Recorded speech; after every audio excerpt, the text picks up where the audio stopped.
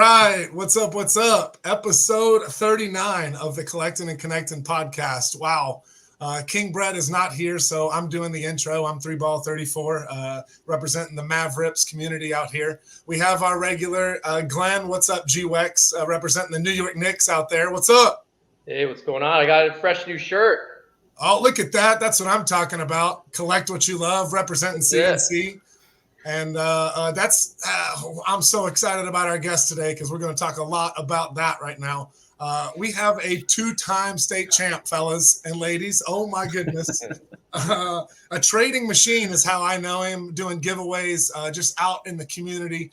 A monster TWolves fan. Tanner Wentz, what's up, man? Hey, how's it going? Thanks for having me.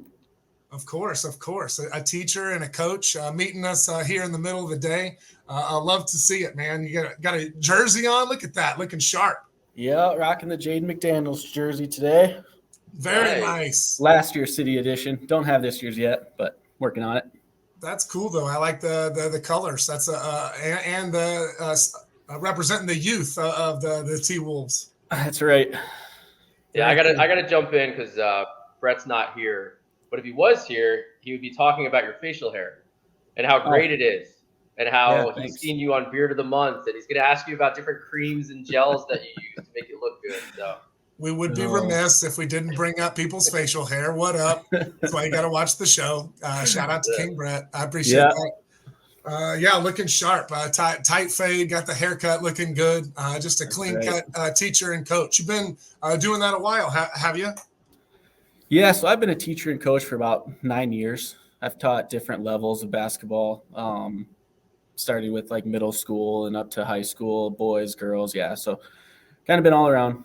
Very nice. Well-rounded.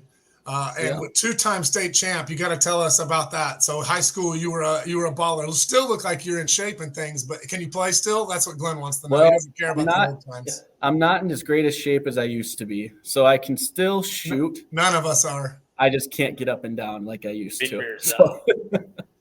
Very nice. Still got the stroke. So two-time state champ. Tell us about it.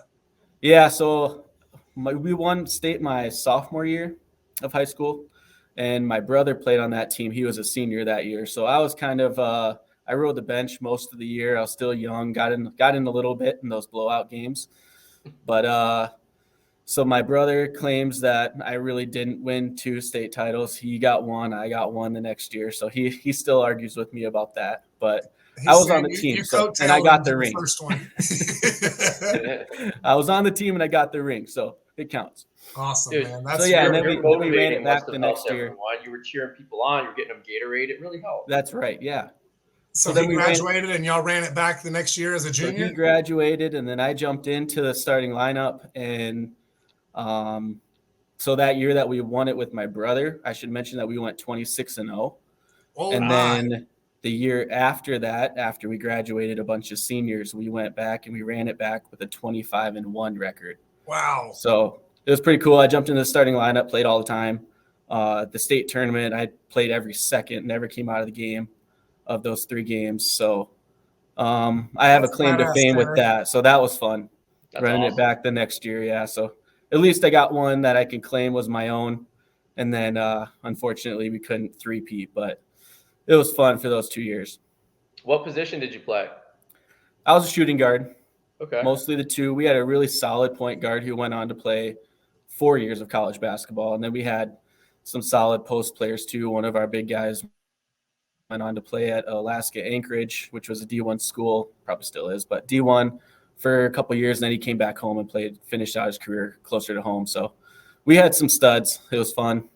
Very cool. We don't think this in high school, but once you get into college, you realize that all levels, junior college, D3, NAIA, like if you're playing at that level, you can ball. Like right. Like I've seen players out there. Yeah, like I've seen the stats, like only like 1% or I don't even know what it is, but it's a very small percentage of people actually go on to play college basketball. I mean, you see like there's so many different levels and so many players, but it really is a small amount of people that actually get to go on and play college basketball. So I got to play 1 year.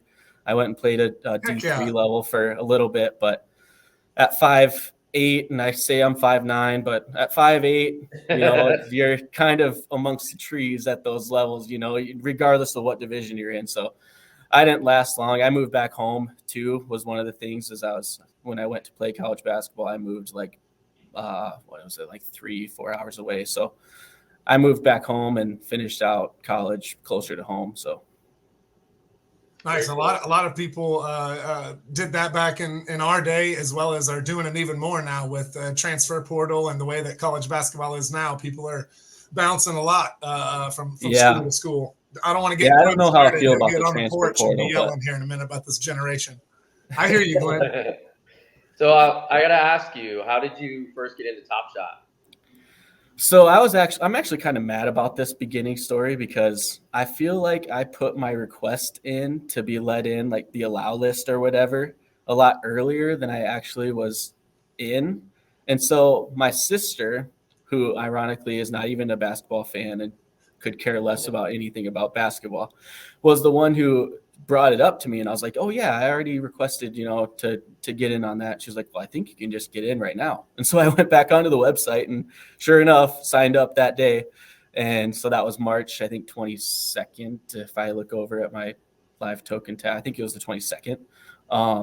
So I'm coming up here on my 3-year anniversary. That's awesome. Happy anniversary. And so I jumped in. To the Wentz fam. Shout out to your sister. That's awesome. Right. That was cool. So she got, I signed up, and then it's been fun ever since. Major brownie points to her. Yeah. You got live token up in the background while we're filming a show. Look at this guy. It sounds like just on a different tab. I didn't switch tabs, but that's what I'm always got it up. Buying moments, getting some T-Wolves, moving up the leaderboard. Yep, yeah. I'm enjoying that part. I'm at 40th right now, and I don't think I can climb much higher looking at who's ahead of me and, the kind of collections that they have and the way that I spend money on there is probably not going to move me up the leaderboard as quickly as I would like to, but I'm happy with 40. 40 is good. Top 50, right? That's good. That's incredible. Really especially with y'all's squad. Y'all are doing pretty well this year. But we got some terrible news today. Yeah, what happened? This is maybe coming out a couple weeks from now, but we'll retro look back at this and be sad as well. So I got a notification that Karl Anthony Towns has a torn meniscus.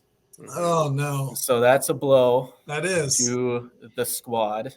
But, yeah, they've been rocking at me. Tied for first right now with Oklahoma City, and, they're fun to watch. Because Twin Towers with him and Gobert makes it pretty crazy defensively. Right. So Anthony Edwards has been just incredible to watch. Oh, he's been so fun. Unbelievable.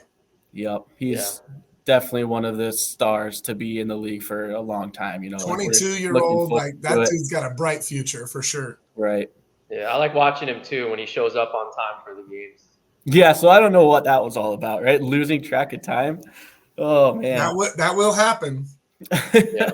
What are you doing? Aren't you on the sideline? Don't you go through the starting lineups? Don't you warm up? Where are you at? How'd you lose track of time? Maybe he overslept. Maybe his alarm didn't go off. Maybe he was finding Top Shot moments. You never know. Maybe. All those excuses I've used to get out of work. Yeah. Most definitely.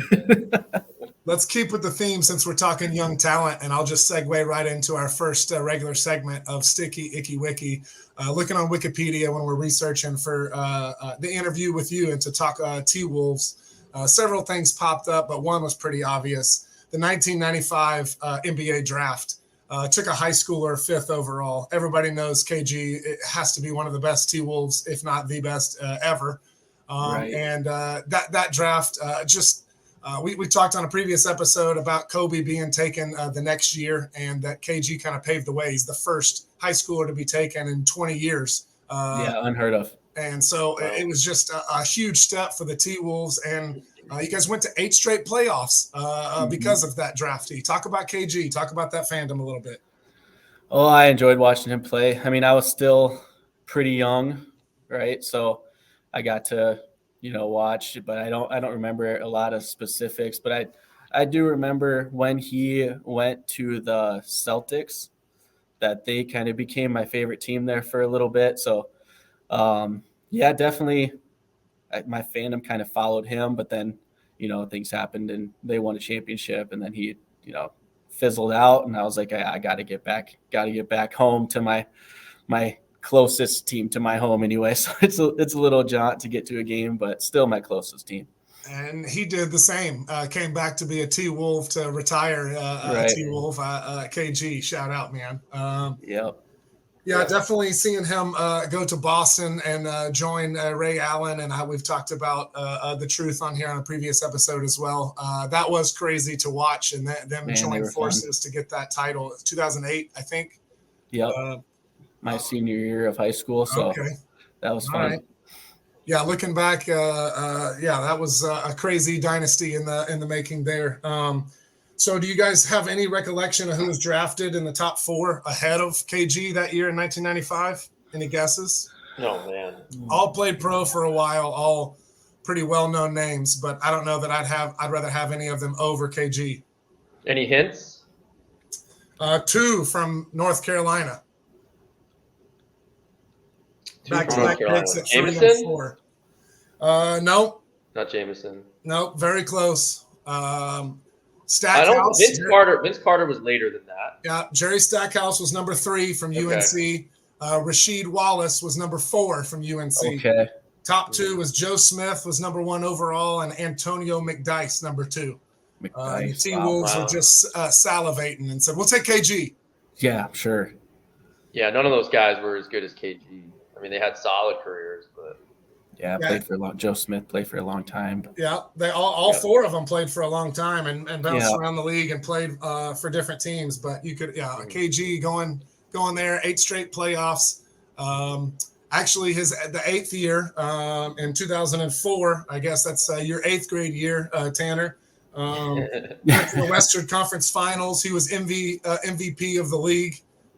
Just an absolute stud. He was so much fun to watch. Mr. Anything is possible himself, right? Anything is possible. Yep. Glenn, do you know that Alex Rodriguez is part owner of the T-Wolves out there? A-Rod. I believe I read that a while ago, but I haven't thought about it. I have no idea. Yeah. That's very cool. Yeah, KG had that mentality. He had that, let's try to win, let's try to compete defensively. He had that kind of old school mentality, I think, that you don't see that much anymore. Yeah, for sure. And I see A-Rod on the side. A-Rod usually sits courtside at most of those big games. So I'm showing how many T-Wolves games I'm watching. My bad. That's all right. Yep. We don't usually how does too much about owners. So. Does he have roots in Minnesota, or it's just, I guess he just likes the team? I'm not even sure. I know he's been interested in owning in multiple different sports, and he's been one of those that's trying to. I mean, it's an incredible investment, and people are making way too much money in ownership. So you can see different people jumping in the part ownership game that are already big celebrities and big sports. Right. Everybody's Magic Johnson with the Dodgers. There you go. Yeah. Sick reference. Speaking of T-Wolves and fandom, let's test it. I'm not sure about this today, Glenn. This is you picked out some good ones here to test Tanner on name that player. Nah, Tanner will be fine. I think he'll get them all pretty easily. We're gonna go like players because if we go too old, what year did you start watching? I don't know. I guess I've been watching for a while, but I'd say my fandom really got deeper, in the recent 5 to 10 years because and Top Shot definitely helped with that because you see the players over and over and over again. Now you're collecting them so. Well, it's no pressure at all. If you don't get them right, you just have to send us. Yeah, we've had all different types of scores. We're just having fun and hanging out, so no big deal. Okay, let's do it. That's a big thing I've liked about Top Shot is learning all the teams and different players from all over the league has been really cool, similar to fantasy and things like that. Name that player number 1. Corey Brewer. There you go. Bing, bing, bing, bing, bing. How many times was he on the T-Wolves? You know that? How many separate times? I'm guessing it's a lot, so I'm just going to say 3. I think it was 2, but he started off younger on the T-Wolves, but then he came back later on, as far as I remember. I just saw a highlight with him guarding Harden. And Harden fell down. Awesome. He fell down on the ground, and Corey Brewer's still sitting there in his face. And then Harden gets up and he flops, pushes him out of the way. I just saw that recently about him. Yeah, he was a good defender. He was very active on the defensive end, and he could hit a couple threes, right? Kind of like a Jaden McDaniels, sounds like. 3 and Right? D. He was definitely in your face, and sorry to cut you off, and trying to get in your head, as the clip mentioned. Nice, 1 for 1. Let's go. So I wanted to start off easy because I think that was the one I was going to get. Let's see where we go from here. I went back to the 1970s. Yeah. Yeah. Name that player number 2. Oh, man. He played with KD. He was the center next to him for quite a while. Next, KG. And he used to get made fun of by, I think, Barkley on TNT quite a bit. They used to make jokes about him. I love those jerseys, but I'll be honest, I've never heard. Is it Mozgov? No, it's a little before that. Okay. You want me to tell you, or do you want to? Yeah, no, you can tell me. I don't know. That's Rasho Nesterovic. Okay. And again, I didn't. You're younger, so I understand if you don't get it. But he was there with KD for a while, probably 4 or 5 years at least, and then I think he went to the Spurs. Yeah, that's how I recognize those jerseys as KG for sure. I knew you'd throw it back too far for me. I knew that. Yeah, well, everyone's been getting every single one, so I'm trying to do harder now. Yeah, he's getting insecure because there's been some 3 for 3s in the recent, but we've had, again, numbers of all different kinds. Yeah. All right, to get 2 for 3, name that player number 3. Let's get this. Come on, you got it. Garnett. No. Oh no. Yeah, I didn't know it either. Okay, so high draft pick. He was the point guard along with KG earlier in his career. I think he was even an all-star one year. All right, give it to me. Terrell Brandon. Okay. He's really an all-star? Man, no recollection. Okay. I got your back, Tanner. I got nothing. Okay. All right, let's call me a new fan. Let's just do that. That's fine. Don't worry about it, dude. I went back pretty far. I mean, how old are those both 90s, Glenn? I'm 34, so he was mid-90s. Yeah, so I would have just been probably before you started watching. But Terrell Brandon, he was.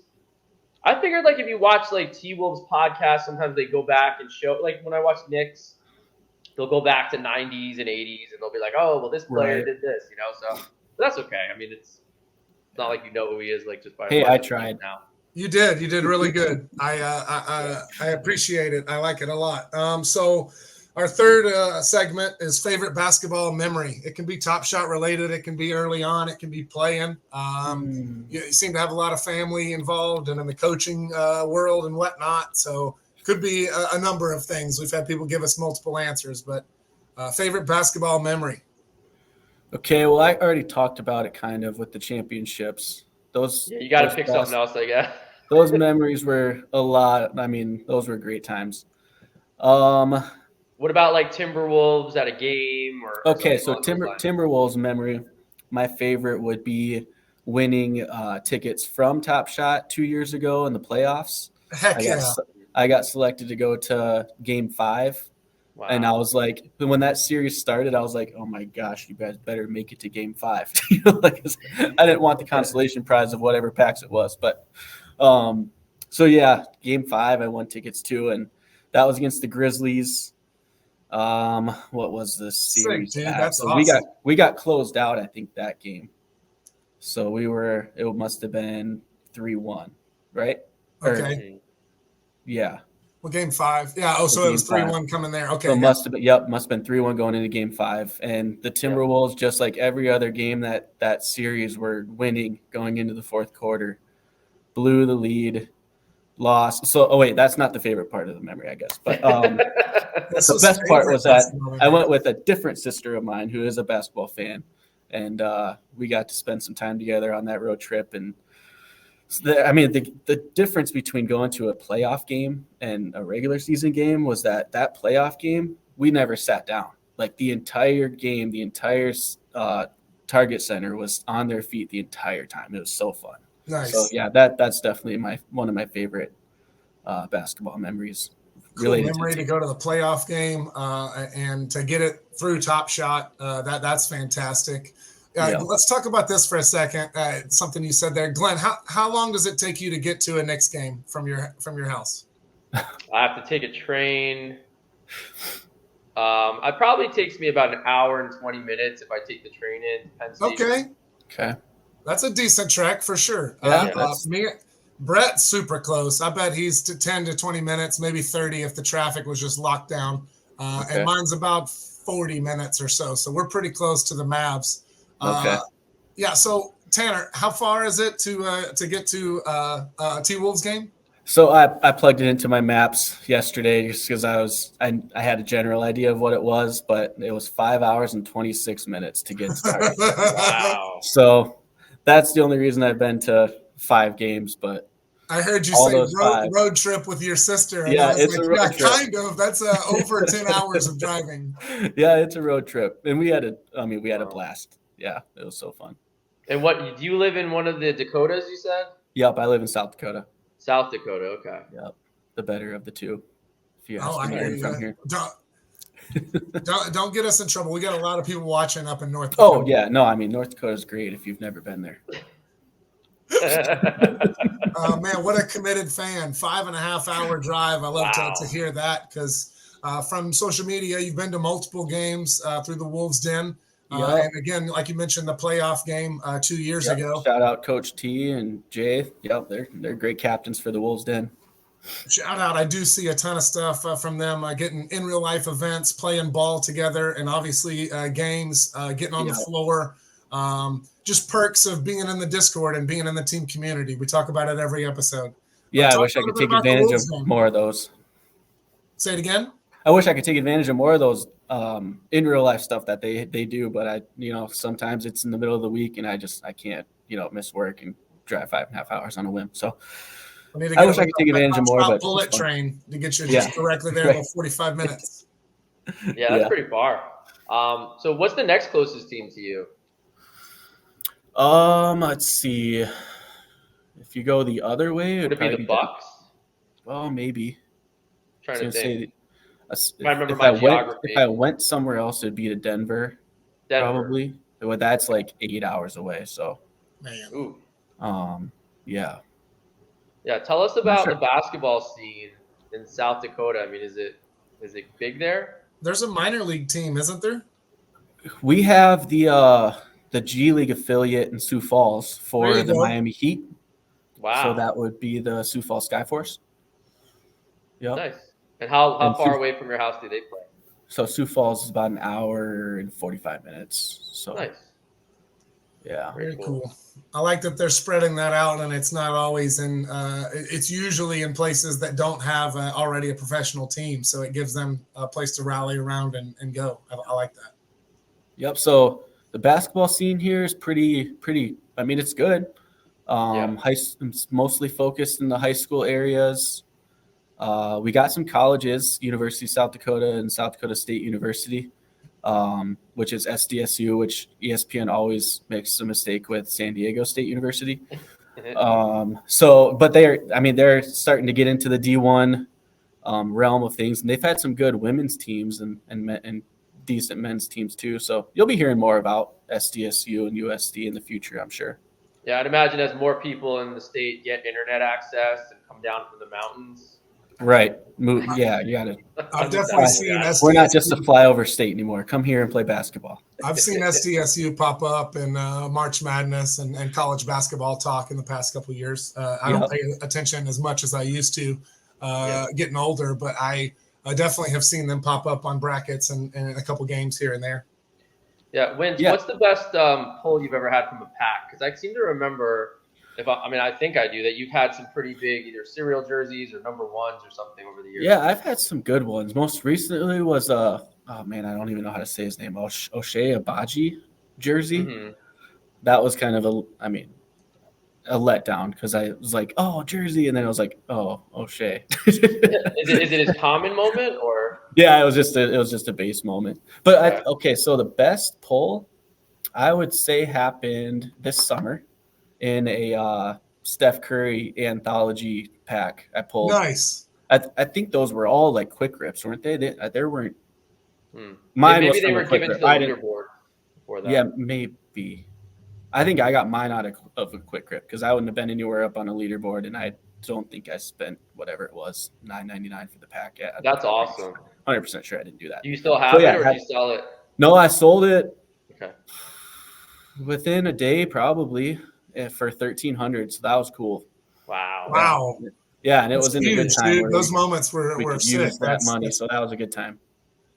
Nice. Needed the money at the time and used it. That's really cool. Yep, that was fun. Yep.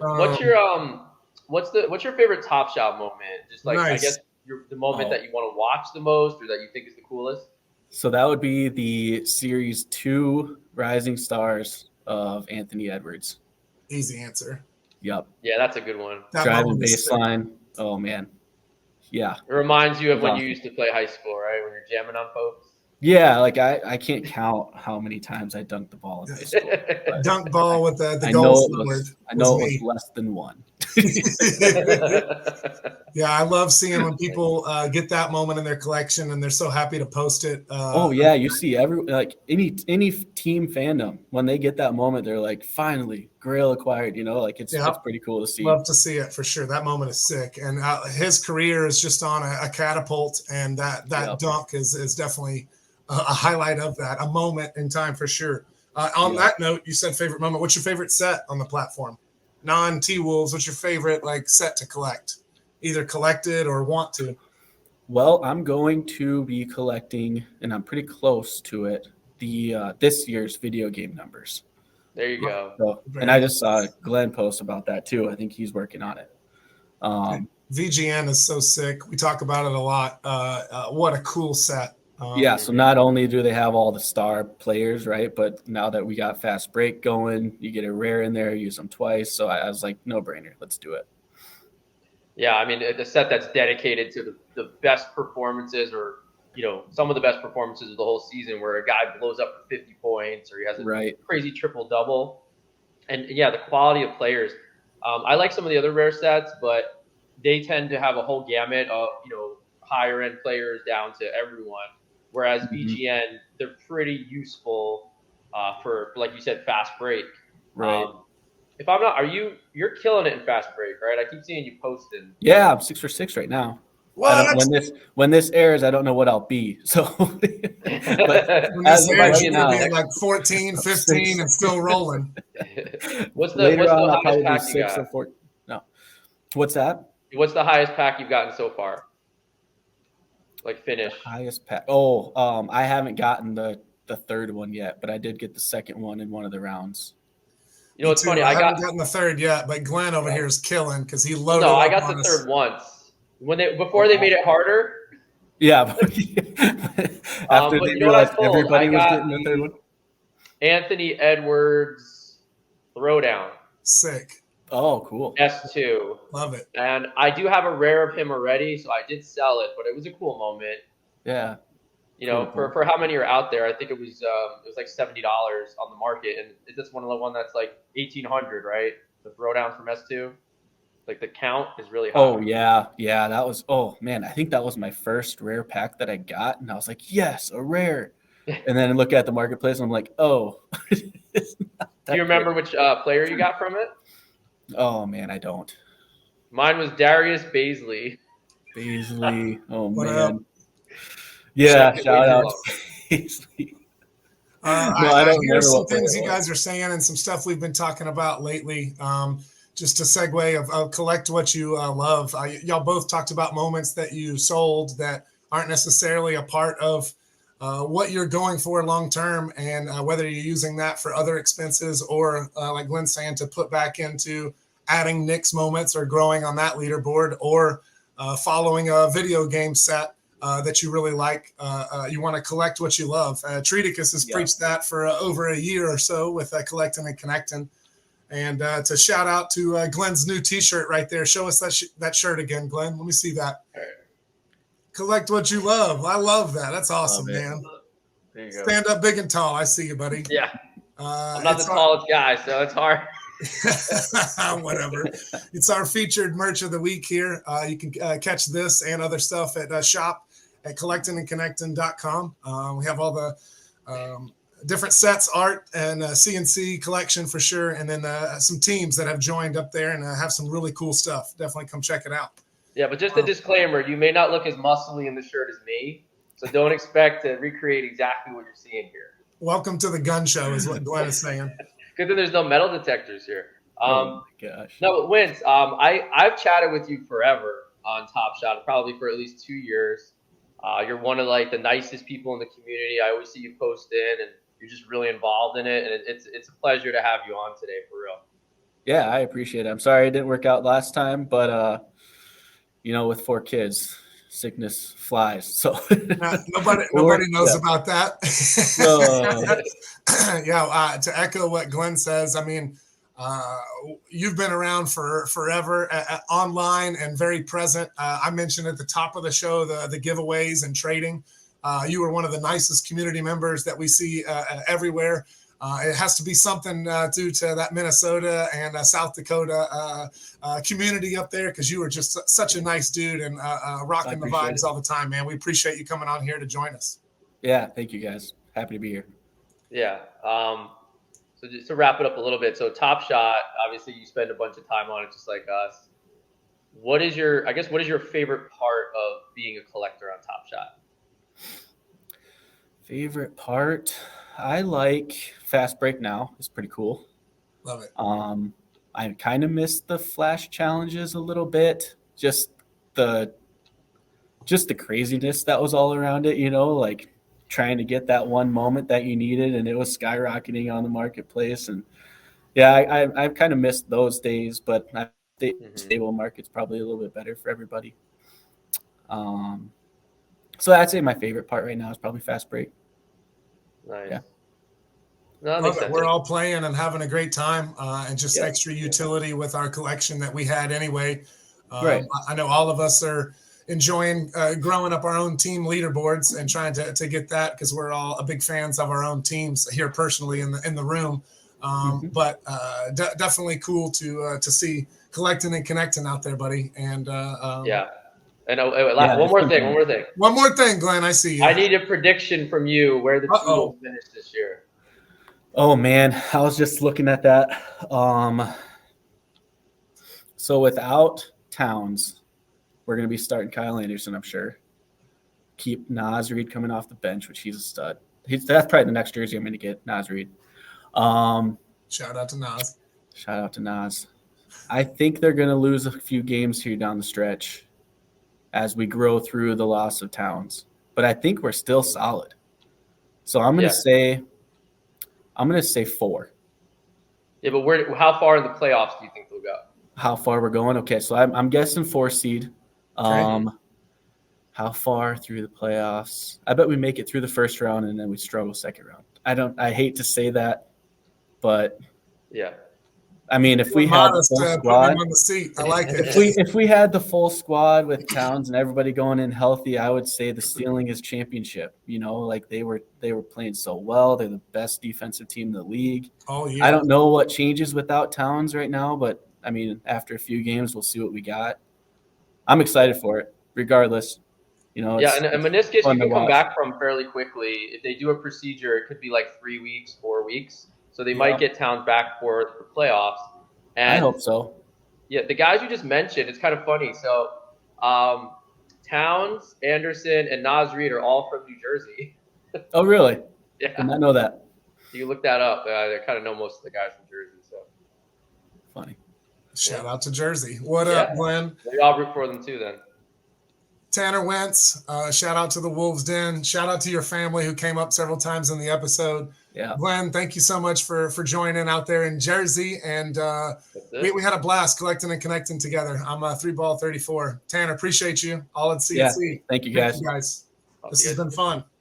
Awesome.